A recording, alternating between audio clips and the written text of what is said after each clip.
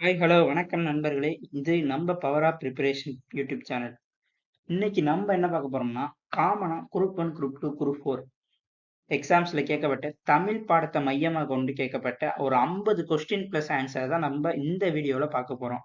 நம்ம சேனல இப்பதான் நீங்க பார்க்குறீங்க அப்படின்னா சப்ஸ்கிரைப் பண்ணிக்கங்க. அப்பதான் நம்ம சேனல்ல இருந்து அப்லோட் பண்ணக்கூடிய அடுத்தடுத்த வீடியோக்கள் உங்களுக்கு நோட்டிபிகேஷனா வரும். ஓகே. இப்ப நம்ம கொஸ்டின் ஆன்சருக்குள்ள போகலாம். முதல் கொஸ்டின், எவன் பிளஸ் ஒருவன் என்பதை சேர்த்தெழுத கிடைக்கும் சொல் எது? உங்களால ஆன்சர் இது என்னங்கிறத சொல்ல முடியுதா? ஒரு யோசிக்க முடியுதா? இங்க எவன் பிளஸ் ஒருவன் அப்படிங்கன்னா சேர்த்தெழுதுனா எப்படி கிடைக்கும்? எவன் ஒருவன். ஆன்சர் என்னன்னா எவன் ஒருவன். ஓகேவா? நம்ம அடுத்த கொஸ்டின் போலாமா? அடுத்த கொஸ்டின் போவோம். ரெண்டாவது, உயர்வு அடைவோம் என்பதை சேர்த்தெழுத கிடைக்கும் சொல் எது? உயர்வு பிளஸ் அடைவோம். இதை சேர்த்தெழுதுனா எப்படி வரும்? யோசிச்சு பாருங்க. உங்களுக்கே தோணும் இது எப்படி இருக்கும் அப்படிங்கிறது. உயர்வு பிளஸ் அடைவோம், உயர்வடைவோம். உங்களால சொல்ல முடியுதா? உங்களுக்கு மைண்ட்ல வந்திருக்கும். உயர்வடைவோம் அப்படிங்கிறது வந்திருக்கும். ஓகேவா? இப்ப நம்ம வந்து அதுக்கான ஆன்சர் என்னன்னு பார்த்துடலாம். ஆன்சர் வந்து உயர்வடைவோம். ஓகே. அடுத்து இப்ப நெக்ஸ்ட் கொஸ்டின் போலாம். பிரித்தெழுதுதல். வேதியுரங்கள் என்னும் சொல்லை பிரித்தெழுதுக. வேதியுரங்கள் என்னும் சொல்லை பிரித்தெழுதுக. இதை நம்ம பிரிச்சு எழுதலாம், எப்படி எழுதலாம்? யோசிங்க. ஆன்சர் தெரியுதான்னு பாருங்க. ஓகே. இப்ப நம்ம ஆன்சர் என்னங்கிறத பார்த்துடலாம். வேதியுரங்கள் என்னும் சொல்லை பிரித்து எழுதினால் வேதி பிளஸ் உரங்கள் அப்படின்னு வரும். இதுதான் இதுக்கான ஆன்சர். ஓகேவா? இப்ப நம்ம அதுக்கு அடுத்த கொஸ்டின் போலாம். ஃபோர்த் கொஸ்டின் போயிடலாம். ஃபோர்த் கொஸ்டின்ல பாத்தீங்கன்னா, எதிர் சொல் எடுத்தெழுதுதல். எளிது என்னும் சொல்லுக்கு எதிர்ச்சொல் தருக. இதுதான் அதுக்கான விளக்கம். எளிது அதுக்கான எதிர்ச்சொல் என்ன? எளிது அப்படிங்கிற எதிர்ச்சொல் வந்து அரிது. ஓகேவா? இப்ப நம்ம ஃபிஃப்த் கொஸ்டின் போயிடலாம். ஓகேங்களா? ஃபிஃப்த் கொஸ்டின்ல தொடர் அமைப்பினை கண்டறிக. பாடி மகிழ்ந்தனர் அப்படிங்கிறது என்ன தொடர் அப்படிங்கிறத இப்ப நம்ம இந்த கொஸ்டின்ல கண்டுபிடிக்கணும். ஓகேங்களா கைஸ்? இதுக்கான தொடர் என்னங்கிறத உங்களால சொல்ல முடியுதான்னு பாருங்க. யோசிக்க முடியுதா? நீங்க படிச்சிருப்பீங்க, நிறைய பேர் ப்ரிப்பேர் பண்றீங்க, நிறைய பேர் ப்ரிப்பேர் பண்ணியிருப்போம். ஓகே, நம்ம ஏற்கனவே தமிழ்ல படிச்சதுதான். நம்ம 1ஆவதுல இருந்து 6th இருந்து 12th வரையும் நம்ம தமிழ்ல படிச்சு வந்ததுல இருந்து தான் இந்த கொஸ்டின்ஸ் எல்லாமே கேட்டு வர்றாங்க.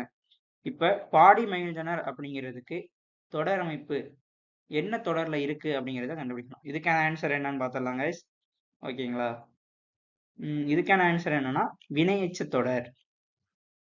ஓகேங்களா? இப்ப நம்ம 6th கொஸ்டினுக்கு போயிடலாம். ஓகே, இப்போ வந்து 6th கொஸ்டின் வந்து என்னங்கிறத பார்த்துடலாம். ஓகேங்களா கைஸ்? கேட்டவர் மகிழ பாடிய பாடல் இது தொடரில் இடம்பெற்றுள்ள தொழிற்பெயரும் வினையரணியும் பெயரும் முறையே அப்படின்னு கேட்டிருக்காங்க. இதுக்கான ஆன்சர் என்ன அப்படின்னா ஆன்சர் என்னங்கிறத பார்த்துடலாம். பாடல் கேட்டவர். தொழிற்பெயரணை இதுல கேட்டவர் மகிழ பாடிய பாடல் இது. இதுல வந்து தொழில்னா பாடல். வினையரணியும் பெயர் என்னன்னா கேட்டவர். ஓகே கைஸ், நெக்ஸ்ட் கொஸ்டின் போயிடலாம். நெக்ஸ்ட் கொஸ்டின்ல பாத்தீங்கன்னா நெக்ஸ்ட் கொஸ்டின் வந்து 7th கொஸ்டின். 7th கொஸ்டின் என்னன்னு கேக்குறாங்க அப்படின்னா அகர வரிசைப்படுத்தி எழுதுக. ஓகேங்களா? அகர வரிசைப்படுத்தி எழுது கொடுத்துருக்காங்க. இதுல நீலம், மாணிக்கம், வைரம், பவளம், முத்து கொடுத்துருக்காங்க. இது நமக்கே தெரியும். ஃபர்ஸ்ட் என்ன சூஸ் பண்ணலாம் அப்படின்னா பவளம். ஓகேங்களா? பவளம் பா பா அப்படிங்கிறது தான் அகர வரிசையில ஃபர்ஸ்ட் வரும். இது 1. ரெண்டாவது வந்து என்ன வரும்? மாணிக்கம். ஓகேங்களா? இது வந்து 2. மூணாவது வந்து நீலம். இது வந்து 3. அடுத்து முத்துங்கிறது 4வதாகவும் வைரம்ங்கிறது 5வதாகவும் இருக்கும். ஓகேங்களா? பவளம், மாணிக்கம், நீலம், முத்து, வைரம். இதுதான் அகர வரிசைப்படி இதுக்கான ஆன்சர். இதுல வந்து நம்பர் படி எழுதணும் அப்படின்னா 4, 2, 1, 5 and 3. ஓகேங்களா? இப்போ நம்ம வந்து அடுத்த கொஸ்டின் போயிடலாம். அடுத்த கொஸ்டின் வந்து 8th கொஸ்டின். 8th கொஸ்டின்ல சொற்களை ஒழுங்குபடுத்துக. ஜப்பானில் உருவாக்கிய பெப்பர் இயந்திர மனிதனை சாப் வங்கி. இந்த சொற்களை வந்து அதாவது இந்த சொற்களை ஒழுங்குபடுத்தி எழுதணும். எப்படின்னா ஜப்பானில் உருவாக்கிய பெப்பர் இயந்திர மனிதனை சாப் வங்கி அப்படின்னு ஒரு சொற்றொடர் இருக்கு. இதை வந்து நம்ம ஒழுங்குபடுத்தி எழுதணும். இதை நம்ம எப்படி எழுதலாம்? உங்களால யோசிக்க முடியுதா? ஆப்ஷன்ஸ்லாம் நிறைய இருக்கும். 4 ஆப்ஷன்ஸ் இருக்கும். 4 ஆப்ஷன்ஸ்ல பார்த்து படிச்சு பார்த்தோம் அப்படின்னாலே நமக்கு தெரியும். இப்போ வந்து இதுக்கான ஆன்சர் என்ன அப்படிங்கிறத நம்ம இப்போ பார்த்துடலாம். ஓகேவா? இதுக்கான ஆன்சர் என்ன? ஆன்சர் ஜப்பானில் சாப்ட் வங்கி உருவாக்கிய இயந்திர மனிதனே பெப்பர். ஓகேங்களா? இதுதான் இது சொற்களை ஒழுங்குபடுத்தியதைய ஆன்சர். அடுத்து 9th கொஸ்டின் போயிடலாம். 9th கொஸ்டின் என்ன? விடை வகையை சூட்டுக. நீ தேர்வு எழுதவில்லையா என்ற வினாவிற்கு கை வலிக்கிறது என்று கூறுவது என்ன விடை வகை அப்படின்னு சொல்லி கேட்குறாங்க. இதுக்கான விடை வகை என்ன அப்படிங்கிறத ஆன்சர்ல பார்த்துடலாம். ஓகே, இப்போ நம்ம ஆன்சருக்கு போயிடலாம். ஆன்சர் என்னன்னா உற்றது தல். அவங்க கேட்டதுக்கு நம்ம ஒரு பதில் சொல்றோம்ல, அதுக்கு தான் வந்து ஒற்றது உரைத்தல். அதாவது அவங்க நீ தேர்வு எழுதவில்லையா அப்படின்னு கேக்குறாங்க. அதுக்கு சொல்றாரு கை வலிக்கிறது அப்படின்னு சொல்றாங்க. அதுக்கான ஆன்சர் தான் கொடுக்குறாங்க. அப்படிங்கிறப்ப இது வந்து இதுக்கான விடைச்சு வகை என்ன அப்படின்னா உற்றது உரைத்தல் விடை வகை. ஓகேங்களா? அடுத்து 10th கொஸ்டின் போயிடலாம். உவமையால் விளக்கப்பெறும் பொருத்தமான பொருளை தேர்ந்தெழுதுதல். எலியும் பூனையும் போல உவமை கூறும் பொருள் கூறுக. உவமையால் விளக்கப்பெறும் பொருத்தமான பொருளை தேர்ந்தெழுதுதல். எலியும் பூனையும் போல உவமை கூறும் பொருள் கூறுக. எலியும் பூனையும் போல அப்படின்னா எலியும் பூனையும் எப்படி இருக்கும்? அப்போ பார்த்தாலும் சண்டை போட்டுட்டு அது எலியை பார்த்தா எலி ஓட பூனையை பார்த்தா எலி ஓட ஆரம்பிச்சிடும். எலியை பார்த்தா பூனை வந்து அந்த எலியை துரத்த ஆரம்பிச்சிடும். இதுக்கான ஆன்சர் என்னன்னு பார்த்துடலாம். வேற்றுமை. ஒண்ணுக்கு ஒண்ணு ஆகாது அப்படிங்கிறப்ப இதுதான் வேற்றுமை அப்படின்னு இதுக்கான ஆன்சர் வருது. அடுத்து 11th கொஸ்டின் என்னங்கிறத பார்த்துடலாம். 11th question. உனக்கு கவிதை எழுத தெரியுமா என்ற வினாவிற்கு கட்டுரை எழுத தெரியும் என்று கூறுவது எந்த விடை? என்ன விடையாகும் அப்படின்னு சொல்லி கேக்குறாங்க. இதுக்கான ஆன்சர் என்னங்கிறத பார்க்கலாம். முன்ன நம்ம பார்த்தோம் பார்த்தீங்களா, அந்த நீ தேர்வு எழுதவில்லைன்னு கேட்டதுக்கு கை வலிக்கிறது அப்படின்னு அந்த சொல்லியிருந்த ஆன்சர் வந்து உற்றது உரைத்தல். அந்த மாதிரி கொஸ்டின் தான் இதுவும். உனக்கு கவிதை எழுத தெரியுமா அப்படிங்கிறதுக்கு கட்டுரை எழுத தெரியும் அப்படின்னு சொல்றாங்க. இதுக்கான ஆன்சர் என்னன்னா இனமொழி விடை. கவிதை எழுத தெரியும் அப்படிங்கிறதுக்கு இவர் வந்து கட்டுரை எழுத தெரியும் அப்படின்னு சொல்றாரு. புரியுங்களா? 12th கொஸ்டின் போயிடலாம். சரியான கலைச்சொல்லை தேர்ந்தெடு. ரீஃபார்ம். ரீஃபார்முக்கு சரியான கலைச்சொல் என்ன? ஆன்சர் என்னங்கிறத பார்த்துக்கலாம். ஆன்சர் சீர்திருத்தம். ரீஃபார்ம். புரியுதுங்களா? ரீஃபார்ம்னா சீர்திருத்தம்ங்கிறது தான் சரியான கலைச்சொல்லா இருக்கு தமிழ்ல. அடுத்து 13வது கொஸ்டின் என்னங்கிறத பார்த்துடலாம். 13வது கொஸ்டின். உவமையால் விளக்கப்பெறும் பொருத்தமான பொருளை தேர்ந்தெடு. பசுமரத்தாணி போல. நம்ம இதை கேள்விப்பட்டிருப்போம் 10th 9th இப்படி ஒரு இது வரும். பசுமரத்தாணி போல. இதுக்கான பொருளை தேர்ந்தெடுத்து எழுதணும். உவமையால் விளக்கப்பெறும் பொருத்தமான பொருளை தேர்ந்தெழுதுதல். பசுமரத்தாணி போல அப்படிங்கிறதுக்கு ஆன்சர் என்னங்கிறத பார்த்துடலாம். ஓகே கைஸ், ஆன்சர் என்னன்னா எளிதில் மனதில் பதிதல். பசுமரத்தாணி போல. அதுக்கான பொருத்தமான பொருள் என்ன அப்படின்னா எளிதில் மனதில் பதிதல். ஓகேங்களா? பசுமையான மரத்துல வந்து ஆணி அடிச்சு அப்படின்னா ஈஸியா உள்ள போயிடும், எளிமையா உள்ள போயிடும். அதை தான் வந்து எளிதில் மனதில் பதிதல். அதுக்கான சரியான பொருள் உவமையால் விளக்கப்பெறும் பொருத்தமான பொருள். ஓகேங்களா? அடுத்து 14வது கொஸ்டின். இலவு காத்த கிளி போல என்ற சொற்றொடரில் உவமை விளக்கும் பொருள். இலவு காத்த கிளி போல. இலவு காத்த கிளி போல அப்படின்னா இதுக்கு உங்களுக்கு ஆன்சர் சொல்ல முடியுதா? ஆன்சர் என்ன அப்படின்னா ஏமாற்றம். கிளி வந்து இலவ எப்படி காக்கும்? அது வந்து காக்க முடியாது. அது ஒரு ஏமாற்றமா போயிடும். நம்ம நம்பி போனோம் அப்படின்னா அது வந்து அதால முடியாது. நமக்கு தெரியணும்ல. இதுக்கான ஆன்சர் வந்து ஏமாற்றம். அடுத்து வந்து 15. 15வது கொஸ்டின் என்னங்கிறத பார்த்துடலாம். ஓகேங்களா? 15வது கொஸ்டின் என்னன்னா, பேச்சு வழக்கை எழுத்து வழக்காக மாற்று. எனக்கு எனக்கு கூட உங்கள மாதிரி ஆடணும்னு ஆசை. எனக்கு கூட உங்கள மாதிரி ஆடணும்னு ஆசை அப்படிங்கிறது வந்து இது வந்து ஒரு பேச்சு வழக்கு. இத வந்து நம்ம எழுத்து வழக்கா மாற்றி எழுதணும்.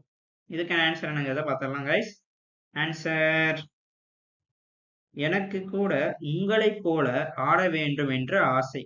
புரியுதுங்களா? இங்க என்ன சொல்றாங்க? பேச்சு வழக்கு என்ன? எனக்கு கூட உங்கள மாதிரி மாறி ஆடணும்னு ஆசை. அப்படி சொல்லுவோம்ல. இத வந்து எழுத்து வழக்கா எழுதணும்னா, எனக்கு கூட உங்கள போல் ஆட வேண்டும் என்று ஆசை. இதுதான் இதுக்கான ஆன்சர். அடுத்து வந்து 16th கொஸ்டின் போயிடலாம். பேச்சு வழக்கை எழுத்து வழக்காக மாற்று அப்படின்னு கொடுத்துருக்காங்க. குடுத்துடு அப்படிங்கிறது பேச்சு வழக்கு. இத நம்ம எழுத்து வழக்கா மாத்தணும் அப்படின்னா என்ன பண்ணணும்? இதுக்கான எழுத்து வழக்கு என்ன? கொடுத்துடு. புரியுதுங்களா? இதுக்கான ஆன்சர் என்னங்கிறத பார்த்து ஆன்சர் வந்து கொடுத்து விடு. புரியுதுங்களா? பேச்சு வழக்கை எழுத்து வழக்காக மாற்றல வந்து குடுத்துடு அப்படிங்கிறது வந்து பேச்சு வழக்காகவும் விடு அப்படிங்கிறது வந்து எழுத்து வழக்காகவும் இருக்கு. இப்ப 17th கொஸ்டின் என்னங்கிறத பார்த்துடலாம். 17th கொஸ்டின் சரியான வினா சொல்லை தேர்ந்தெடு. அறநெறிச்சாரன் பாடலை எழுதியவர் யார்? அறநெறிச்சாரன் பாடலை எழுதியவர் யாருன்னு கேக்குறாங்க.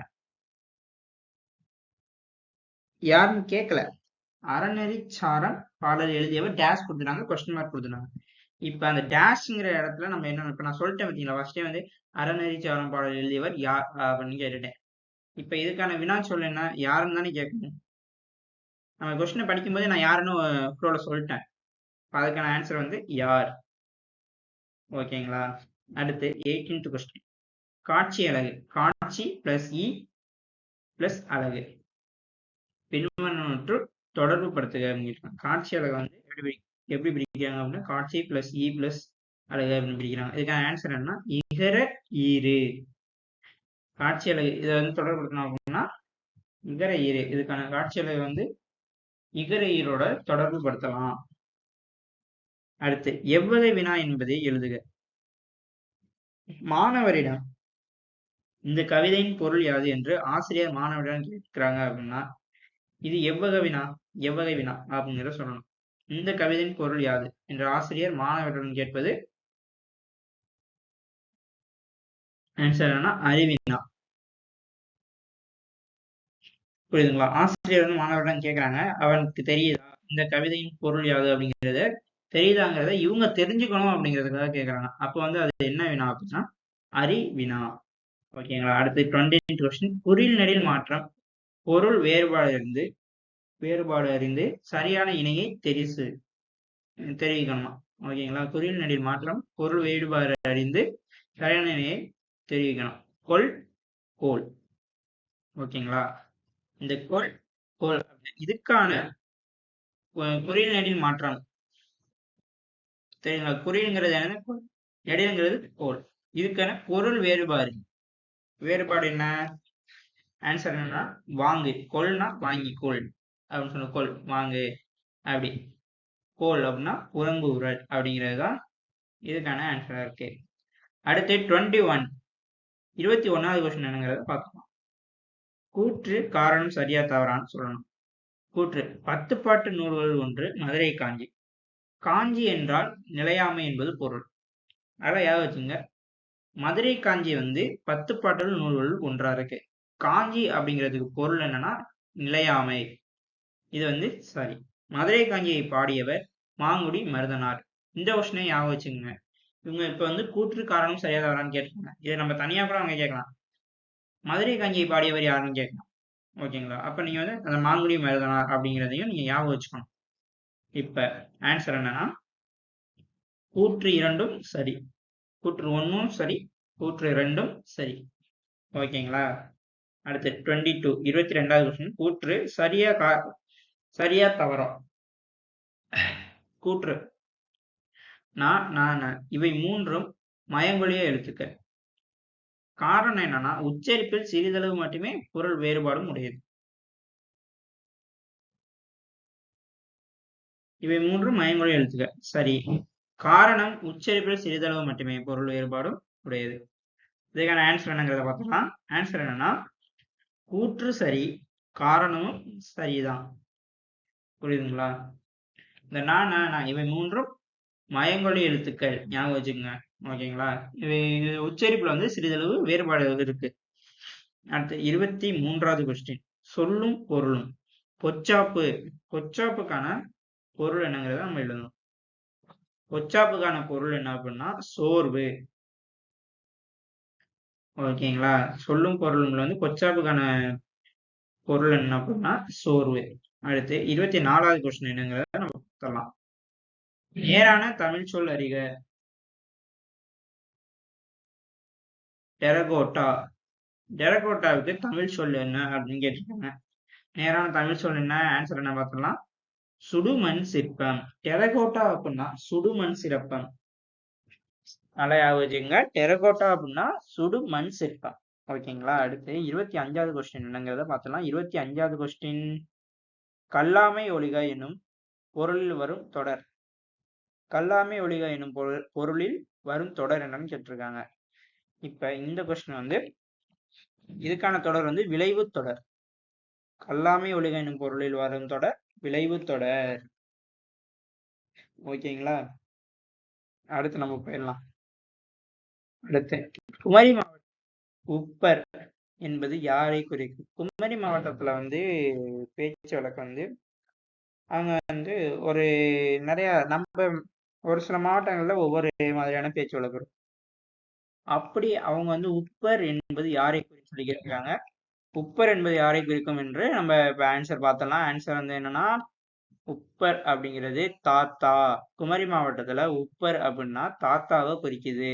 ஓகேங்களா? அடுத்து 27வது கொஸ்டின் என்னங்கிறத பார்த்தலாம்.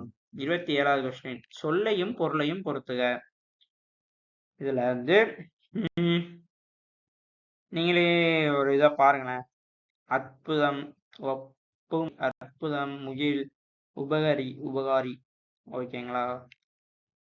ஒப்புமை அப்படின்னா எனது ஒப்புமைனா இணை. அற்புதம் அப்படின்னா ஒரு இதை பார்த்தா அற்புதம் வியப்பு. ஓகேங்களா? அடுத்து முகில் மேகம், உபகரினா வள்ளல், உபகாரி அப்படின்னா வள்ளல். ஆன்சர் என்னங்க அதை பார்த்துடலாம். ஆன்சர் 4 3 1 2. ரைட்டா? கரெக்டா சொல்லிட்டோம். ஒப்புமை அப்படின்னா இணை, அற்புதம் அப்படின்னா வியப்பு, அதுக்கான பொருள் இதை நீங்க ஞாபகம் வச்சுங்க. ஒப்புமைனா இணை, அற்புதம்னா வியப்பு, முகில் அப்படின்னா மேகம், உபகாரி அப்படின்னா வள்ளல். ஓகேங்களா? அடுத்து நம்ம இப்ப வந்து 28வது கொஸ்டின் போயிடலாம். 28வது கொஸ்டின்.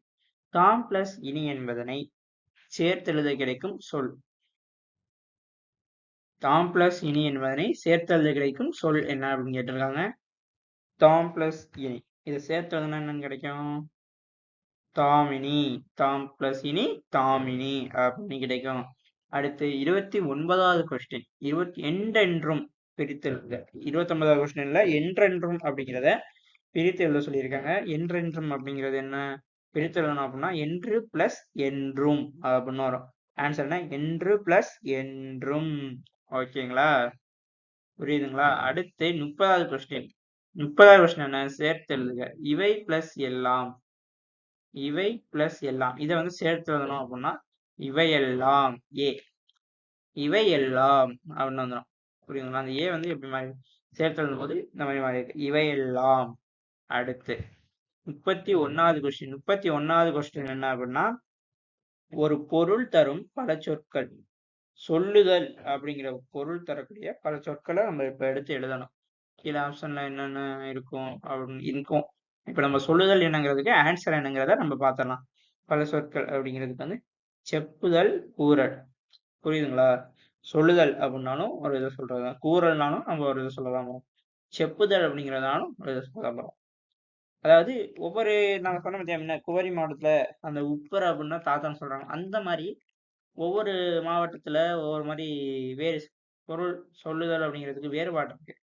அப்படி வகைப்படுத்தும் போதுதான் சொல்லுதல் அப்படிங்கிறது செப்புதல், கூறல் அப்படின்னு தமிழ்ல பொருட்படுது. ஓகேங்களா? அடுத்து 32வது கொஸ்டின் என்னங்கிறத பார்த்தோம்னா 32 ஒரு பொருள் தரும் பல சொற்கள் பார். அதாவது ஒரு பொருள் தரும் பல சொற்கள். இந்த பார் அப்படிங்கிறது ஒரு சொல் பொருள். இதுக்கான பல சொற்கள் என்ன அப்படிங்கிறத நம்ம பார்க்கலாம். இதுக்கான ஆன்சர் என்னங்கிறத பார்த்துடலாம். பார் அப்படிங்கிறதுக்கான பல சொற்கள் என்ன அப்படின்னா உலகம், மேதினி.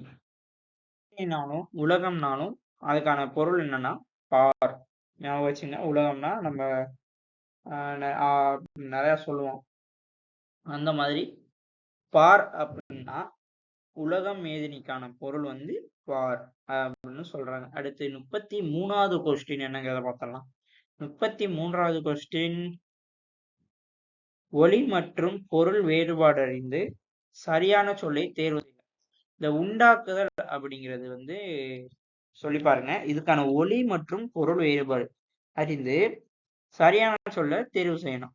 உண்டாக்குதல் அப்படின்னா என்ன? உண்டாக்குதல் ஒலி பொருள் வேறுபாடு அறிந்து சரியான சொல். ஆன்சர் என்னங்கிறத பார்த்துடலாம். ஆன்சர் வந்து விலை. உண்டாக்குதல் அப்படின்னா விலை. அடுத்து வந்து 34வது கொஸ்டின் என்னங்கிறத பார்த்துடலாம். 34வது கொஸ்டின் உன் என்னும் வேர்ச்சொல்லின் பதம் அறிக அப்படின்னு சொல்லி கொடுத்துருக்காங்க. இதுக்கான ஆன்சர் என்னங்கிறத பார்த்துடலாம். உண்டால். உன் அப்படின்னா உண்டால், உண்டான், இப்படி சாப்பிடுறது இந்த மாதிரி சொல்றாங்க. உண்டான், உண்டால். இதெல்லாம் நம்ம பேச்சாளர் சொன்னா சாப்பிட்டா, சாப்பிடுதால் அந்த மாதிரி சொல்ற மாதிரி. புரியுதுங்களா? அடுத்து 35வது கொஸ்டின் ஆடினான் வேர்ச்சொலை தருக. இதுக்கான வேர்ச்சொல் ஆடினான் அப்படிங்கிறது வேர்ச்சொலை தருக. ஃபர்ஸ்ட் வந்து உன் என்னும் பதமறிகன்னு சொல்லியிருந்தாங்க. உண்டால்னு வந்துச்சு. இப்ப ஆடினான் அப்படிங்கிறதுக்கு வேர்ச்சொலை தருக அப்படின்னு சொல்லி கேட்டிருக்காங்க. இதுக்கான ஆன்சர் என்ன அப்படின்னா ஆடினான் அப்படின்னா ஆடு. புரியுதுங்களா? வேர்ச்சொல்லின் பதம் வேர்ச்சொல்லை அறிக. டிஃப்ரெண்ட் பாத்துங்க. பார்க்கும் போதே புரியும். 2 கொஸ்டின் பாருங்க. பார்க்கும் போதே உங்களுக்கே தெரியும் என்னங்கிறது. இது எப்படி வந்திருக்குங்கிறது தெரியும். அது மாதிரி இது மாதிரி டிஃப்ரெண்டா வேற எதுவும் கேட்டிருந்தாங்க அப்படின்னா அதுக்கான ஆப்ஷனை பார்த்து கொஸ்டினை பார்த்து ஆன்சர் பண்ண ட்ரை பண்ணுங்க. ஓகேங்களா? அடுத்து வந்து என்ன கொஸ்டின்? 36வது கொஸ்டின் எவ்வகை வாக்கியம் என கண்டெழுதுக. பள்ளிக்கு புத்தகங்கள் வருவித்தார். பள்ளிக்கு புத்தகங்கள் வருவிக்கிறது எவ்வகை வாக்கியம் என எழுதணும். இதுக்கான ஆன்சர் என்ன அப்படின்னு பார்த்தோம் அப்படின்னா இதுக்கான ஆன்சர் என்ன? ஆன்சர் பிறவினை. எவ்வகை வாக்கியம் அப்படின்னா பிறவினை வாக்கியம். பள்ளிக்கு புத்தகங்கள் வருவித்தார். யாரையும் சொல்றாங்க, ஒரு ஆள் இருக்காங்க, ஒரு ஆளு இன்னொரு ஆளை சொல்றாங்க அப்படிங்கிறப்ப இது வந்து பிறவினை. இன்னொருத்தரை பத்தி சொல்றாங்க அப்படிங்கிறப்ப இது வந்து பிறவினை வாக்கியமா இருக்கு. அடுத்து 37வது கொஸ்டின்ல என்னுடன் ஊருக்கு வருவாயா என்ற வினாவிற்கு வராமல் இருப்பேனா என்று கூறுவது எவ்வகை விடை அப்படின்னு சொல்லி கேட்டிருக்காங்க. இதுக்கு முன்னாடி இதே மாதிரி நம்ம 2 கொஸ்டின் பார்த்துருந்தோம். அது மாதிரி இது எவ்வகை விடை அப்படிங்கிறத நம்ம சொல்லணும். இதுக்கான ஆன்சர் என்ன அப்படின்னா வினா எதிர் வினாதல் விடை. புரியுதுங்களா? அவங்க என்ன கேக்குறாங்க? என்னுடன் ஊருக்கு வருவாயா அப்படின்னு சொல்லி கேக்குறாங்க. அதே நேரத்துல அந்த யாரு வந்து அவங்க பதில் சொல்றாங்க. ஒருத்தர் கேக்குறாரு, இன்னொருத்தர் வந்து என்ன பதில் சொல்றாரு? வராமல் இருப்பேனா அப்படின்னு சொல்லி கேக்குறாங்க. இவர் ஒரு கேள்வியை கேட்டா அவர் ஒரு கேள்வியை திருப்பி கேக்குறாங்க. இதுக்குதான் வந்து வினா எதிர் வினாதல் விடை அப்படிங்கிறது ஆன்சர். ஓகேங்களா? அடுத்து 38வது கொஸ்டின் என்னங்கிறத பார்த்துடலாம். விடைக்கேற்ற வினாவை தேர்வு செய்க. மண்ணுஞ் சிலம்பே மணிமேகலை வடிவே. இரண்டையும் ஞாபகம் வச்சுங்க. மண்ணுஞ் சிலம்பே மணிமேகலை வடிவே. இதுக்கான வினா என்னங்கிறத எழுதும். விடைக்கேற்ற வினா. இரட்டை காப்பியங்கள் என அழைக்கப்படுவது எது? ஓகேங்களா? அப்ப இரட்டை காப்பியங்கள் என அழைக்கப்படுவது எதுன்னு உங்கள்கிட்ட கேட்டாங்க அப்படின்னா மண்ணுஞ் சிலம்பே மணிமேகலை வடிவே. சிலப்பதிகாரம் மணிமேகலை அப்படிங்கிறத ஞாபகம் வச்சுங்க. ஓகேங்களா? ஃபுல் கொஸ்டின் தான். இதுக்கான நம்ம வினாவை எடுத்து எழுதுறோம். உங்களுக்கு ஆப்ஷனை பார்க்கும்போது இதுக்கான ஆன்சர் என்னங்கிறத மோஸ்ட்லி எல்லாரும் கண்டுபிடிச்சிருவீங்க. ஓகே. இப்போ வந்து 39வது கொஸ்டின் என்ன அப்படிங்கிறத பார்த்துடலாம். 39வது கொஸ்டின் 39வது கொஸ்டின் என்ன? விடை வகைகள் கால்பந்து விளையாடுவாயா என்ற வினாவிற்கு ஒருத்தர் சொல்றாரு கைப்பந்து விளையாடுவேன் என்பது எவ்வகை விடை. ஒருவர் இன்னொருத்தர்கிட்ட கேட்கிறாரு கால்பந்து விளையாடுவாயா அப்படின்னு கேட்கிறாரு. அதுக்கு அவர் சொல்றாரு கைப்பந்து விளையாடுவேன் அப்படின்னு சொல்றாரு. ஓகேங்களா? முன்னாடி இதே மாதிரி ஒரு கொஸ்டின் நம்ம பார்த்தோம். அதுக்கான ஆன்சர் வந்து இனமொழி விடை. அதேதான் இங்கேயும் இனமொழி விடை. ஓகேங்களா? அடுத்து 40வது கொஸ்டின் என்னங்கிறத பார்த்துடலாம். 40வது கொஸ்டின் கீழ்காணும் சொற்களை அகர வரிசைப்படி எழுதுக. சுத்தி, சிற்பம், சொட்டு, சங்கு. இதை வந்து நம்ம அகர வரிசைப்படி எழுதணும். அகர வரிசைப்படி எழுதணும். சங்கு, சிற்பம், சுத்தி, சொட்டு. ஓகேங்களா? இதுக்கான ஆன்சர் வந்து பாத்தீங்களா? சங்கு, சிற்பம், சுத்தி, சொட்டு. ஓகேங்களா? அடுத்து 41வது கொஸ்டின். 41வது கொஸ்டின் என்னங்க பார்த்தோம்னா அகர வரிசையில் இதுவும் அகர வரிசையில் எழுதுன்னு சொல்லி கேட்டிருக்காங்க. வணிகம், துறை, பொருட்கள், முதலீடு. இதுக்கான அகர வரிசை என்னங்கிறத சொல்லுங்க பார்க்கலாம். அகர வரிசை பாருங்க.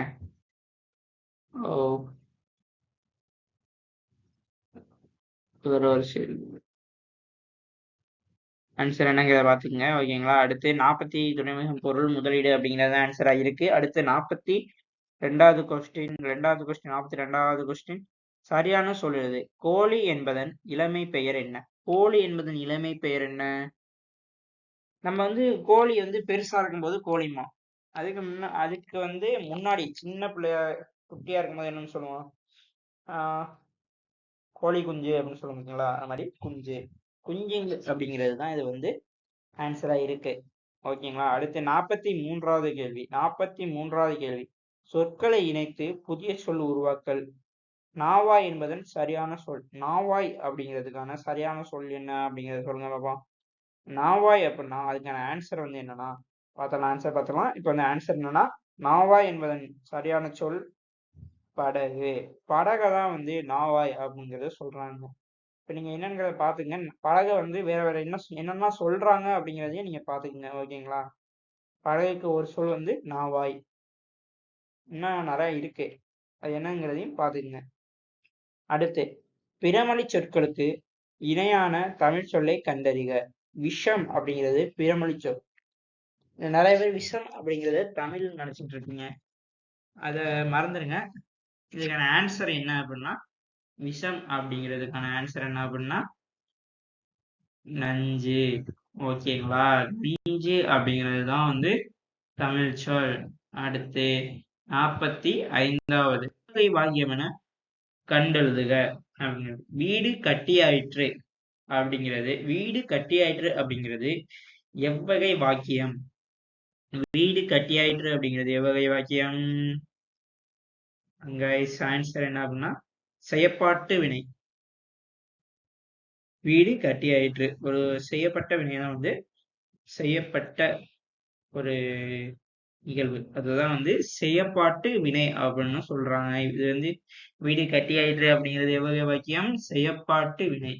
ஒரு கொஸ்டின் கேட்குறாங்க அப்படின்னா அதை அந்த இதுல கொடுத்துருக்க வீடு கட்டியாயிற்றுன்னு இருக்குங்களா, இது மாதிரி வேற ஏதாவது கொடுக்கும்போது அதை நீங்க திருப்பி திருப்பி சொல்லி பாருங்க. அப்போதே உங்களுக்கு தெரியும் இதுக்கு என்ன ஆன்சர் வரும் அப்படிங்கிறது உங்களுக்கு கண்டிப்பா தெரியும். அடுத்து 46 எவ்வகை வாக்கியம் என கண்டெழுதுக. பள்ளிக்கு புத்தகங்கள் அறிவித்தார். இந்த வருஷம் நம்ம ஏற்கனவே பார்த்துட்டோம்னு நினைக்கிறேன். சாரி, மறுபடியும் வந்துருச்சு. பள்ளிக்கு புத்தகங்கள் அறிவித்தார். இதுக்கான ஆன்சர் என்ன? பிறவினை. ஏற்கனவே பார்த்ததுதான். ஓகே. அடுத்து 47வது கொஸ்டின் என்னங்கிறத பார்த்துடலாம். பொருத்தமான காலத்தை சுட்டுக. மகாகவி சுப்பிரமணிய பாரதியார் நீடுதுயில் நீக்கப்பாடி வந்த நிலா என்று பாராட்ட பெற்றவர். பொருத்தமான காலம் இறந்த காலம். என்ன காலம் கேக்குறாங்க. நிகழ்காலம், எதிர்காலம், இறந்த காலம், இப்படி 3 காலம் இருக்குல்ல. அது மாதிரி அவங்க ஒரு பொருளை ஒரு இதை கொடுத்துட்டாங்க. மகாகவி பாரதியார் நீடுதுயில் நீக்கப்பாடி வந்த நிலா என்று பாராட்ட பெற்றவர் அப்படின்னா ஏற்கனவே அவர் பாராட்ட பெற்றிருக்கார். அதுதான் வந்து சொல்றாங்க. இது வந்து அப்ப ஏற்கனவே நடந்தது அப்படின்னா இது வந்து எப்படி இருக்கும்? என்ன காலமா இருக்கும்? இறந்த காலமா இருக்கும். ஓகேங்களா? அடுத்து 48வது கொஸ்டின். 48வது கொஸ்டின் என்ன? பொருள் தரும் இணையை தேர்ந்தெடு. நகை அப்படின்னா இதுக்கான இருபொருள் இணை என்ன? ஆன்சர் வந்து புன்னகை, பொன்னகை. புன்னகை, பொன்னகை. புரியுதுங்களா? புன்னகைன்னா சிரிப்பு. பொண்ணுனா நகை, தங்கம். அப்படி சொல்றீங்களா? அதுதான் வந்து இதுக்கான இருபொருள். 49வது கொஸ்டின் பார்த்தோம்னா இருபொருள் தரும் இணையை தேர்ந்தெடு. இங்க முன்ன நகை கொடுத்திருந்தாங்க. இப்ப வந்து இங்க செய் அப்படின்னு சொல்லி கொடுத்துருக்காங்க. செய் அப்படிங்கிறதுக்கு ஆன்சர் என்ன அப்படின்னா ஆன்சர் செயலை செய், வயல் நிலம் அப்படின்னாலும் அதுக்கான பொருள் வந்து செய். செய் அப்படிங்கிறதுக்கான பொருள். வயல் நிலம் அப்படின்னாலும் அது ஒரு செயலை செய் அப்படிங்கிறனாலும் செய்யுங்கிறது தான் பொருளா இருக்கு. அடுத்து 50வது கொஸ்டின். இதோட நமக்கு லாஸ்ட் கொஸ்டின் இது முடியுது. இந்த வீடியோல லாஸ்ட் கொஸ்டின் லெக்சிகன் சரியான கலைச்சொல்லை கண்டுபிடி அப்படின்னு சொல்லி கேட்டிருக்காங்க. லெக்சிகன் சரியான கலைச்சொல் அப்படின்னா என்னங்கிற ஆன்சர் பார்த்துடலாம். ஆன்சர் பேரகராதி. லெக்சிகன் அப்படின்னா பேரகராதி அப்படிங்கிறது தான் இதுக்கான கலைச்சொல். ஓகே, இந்த மாதிரி இங்கிலீஷ்ல கொடுத்துட்டோம். நிறைய தமிழ்ல கலைச்சொல் கேட்கிறாங்க. இதுக்கு வந்து நீங்க என்ன பண்ணணும்? இங்கிலீஷ் புக் 6th நம்மளுடைய தமிழ்நாடு அரசுல இருந்து கொடுக்கக்கூடிய எல்லா புக்கையும் தரமா நீங்க ப்ரிப்பேர் பண்ணா மட்டும்தான் உங்களால நல்லா ஸ்கோர் பண்ணி நல்ல வேலைக்கு போக முடியும். ஓகேங்களா கைஸ்? அடுத்து இதோட நம்மளோட செஷன் அப்படிங்கிறது முடியுது. இது நம்ம இன்னைக்கான வீடியோ செஷனோட 50 கொஸ்டின் வந்து முடிச்சாச்சு. அடுத்த வீடியோல நம்ம 6th இருந்து 12th வரையும் ஒவ்வொரு வகுப்பா நம்ம தமிழ்ல இருந்து ஒரு 25 50 கொஸ்டின் டெய்லி நம்ம பார்ப்போம். ஓகேங்களா? Okay guys, thank you. இந்த வீடியோ உங்களுக்கு பயனுள்ளதா இருந்துச்சு அப்படின்னு நினைச்சீங்க அப்படின்னா நம்ம வீடியோவுக்கு லைக் போட்டுட்டு சப்ஸ்கிரைப் பண்ணிக்கோங்க. அப்பதான் நம்ம அடுத்தடுத்து வீடியோ போடக்கூடிய எல்லாம் உங்களுக்கு நோட்டிபிகேஷனா வரும். ஓகேங்களா? லைக் பண்ணுங்க, வீடியோவை சேனலை சப்ஸ்கிரைப் பண்ணுங்க, வீடியோக்கு லைக் போடுங்க. உங்களுக்கு வேற ஏதாவது தலைப்புல வீடியோ வேணும் அப்படின்னாலும் கமெண்ட் பண்ணுங்க. ஓகேங்களா? Okay, thank you guys. Bye by.